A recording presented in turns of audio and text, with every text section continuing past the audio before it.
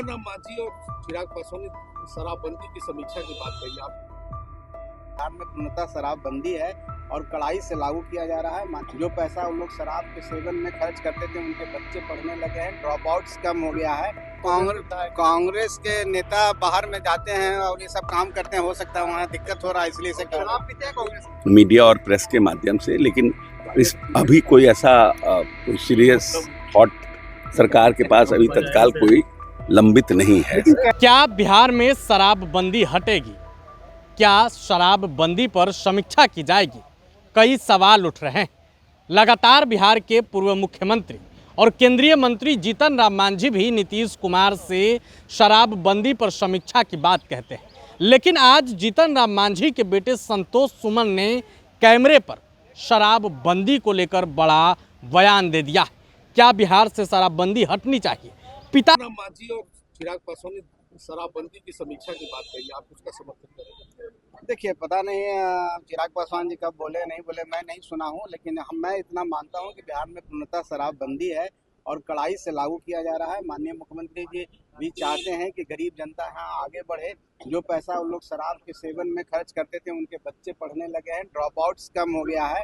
और जब कभी जरूरत पड़ता है तो माननीय मुख्यमंत्री जी इतने संवेदनशील है कि खुद अपने स्तर पर सारी काम करते हैं, कड़ाई करते हैं, और कहाँ पर कमी रहेगी उसको पूर्ति करते हैं। तो मुझे नहीं लगता है कि इसके लिए कोई मांग करने की जरूरत है। मुख्यमंत्री जी खुद सक्षम है इसकी निगरानी। कांग्रेस पार्टी शराबबंदी खोलने की मांग कर रही है। अब कांग्रेस के नेता बाहर में जाते हैं और ये सब काम करते हैं, हो सकता है वहाँ दिक्कत हो रहा है, इसलिए से शराब पीते हैं कांग्रेस के नेता। तो आपने संतोष सुमन को सुना। उन्होंने स्पष्ट तरीके से कहा कि शराबबंदी बिल्कुल नहीं हटनी चाहिए, लेकिन उनके इस बयान से एक और सवाल उठने लगा है कि आखिर पिताजी फिर क्यों कह रहे हैं समीक्षा करने के लिए।